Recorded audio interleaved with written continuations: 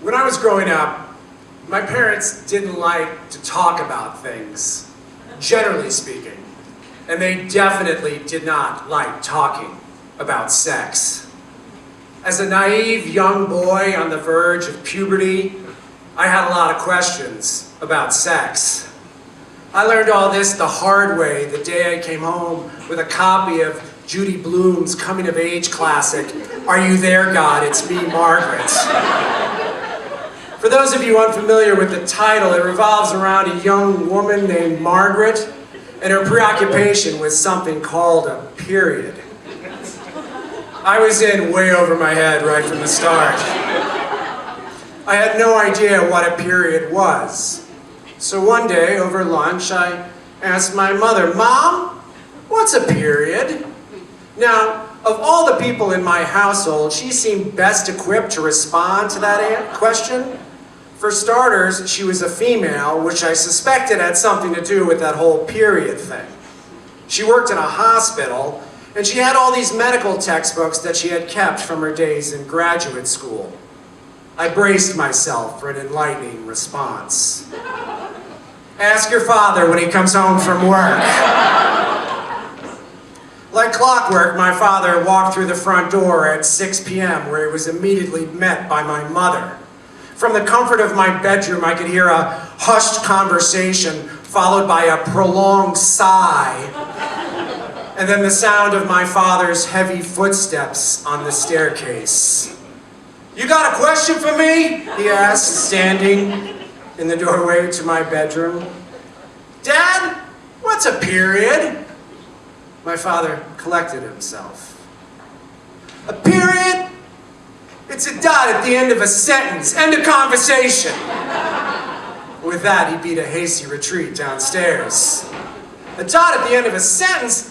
That doesn't make any sense, I thought. Why would Margaret care so much about punctuation?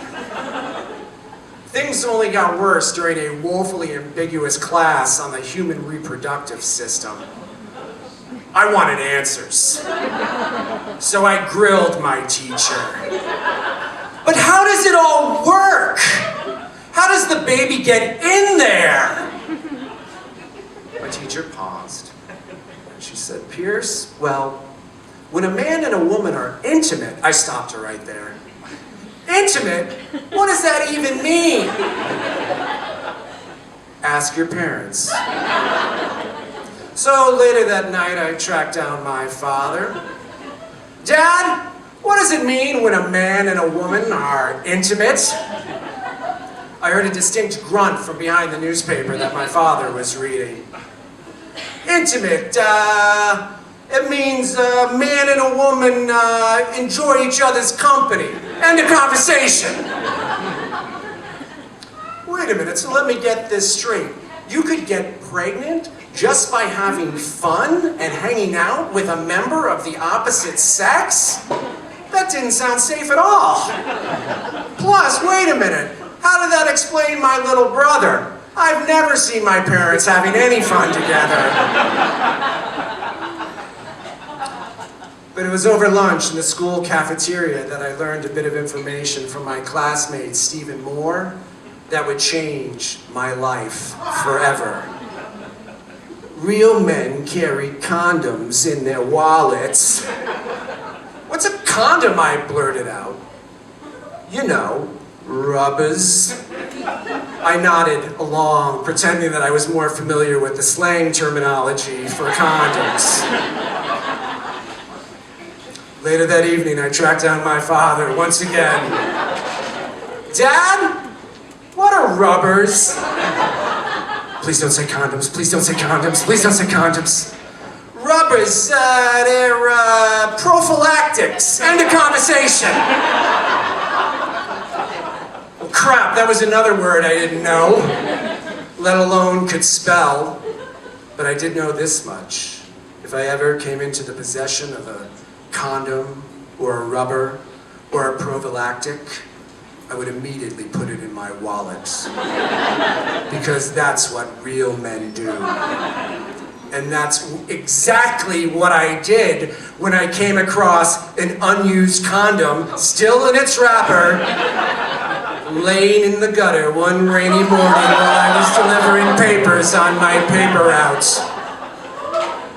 I reached down and picked up the little dog-eared orange package, brushed away the dirt and grime, and read the words, Trojan condom. And then I was reminded of what Stephen Moore had told me. Real men carry condoms in their wallets. So that's where I put it, my wallet. I had officially become a real man. And it felt good, real good. That good feeling lasted a total of 6 days. Because on the morning of the 7th day, my father came looking for me. I need to talk to you, which never happens. And then it dawned on me, this is it. This is it. We're going to have the talk. All my questions will be answered. Periods, intimacy, condoms, rubbers, prophylactics. I braced myself for an enlightening talk. My father was brief. My father was clinical. Let's just say my father cut to the chase. Your mother found something in your wallet that we don't think you need quite yet. So do me a favor. Get rid of it. End the conversation. With that, he left the room. That was not the talk that I was expecting. That was not even a talk, and I had so many more questions now. Like, why was my mother going through my wallet? And why did I have to get rid of the condom? And when was I going to find out what a condom was for? I sat on the edge of my bed for what felt like an eternity, staring at that little orange package. What was I going to do? I got up. I walked across my bedroom.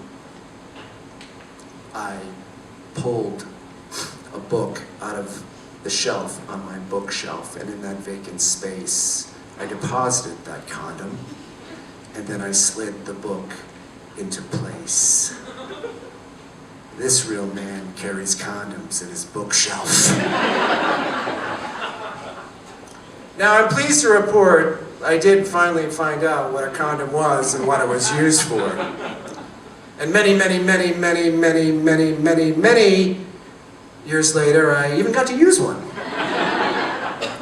But you'll be relieved to know, no, it was not the condom I had found on my paper route all those years ago. You see, that condom stayed tucked away in my bookshelf until my parents redecorated my bedroom when I went away for college.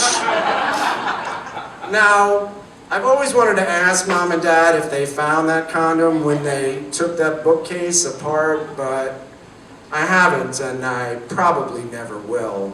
You see, my parents don't like to talk about things, generally speaking, and they definitely don't like talking about sex. Thank you.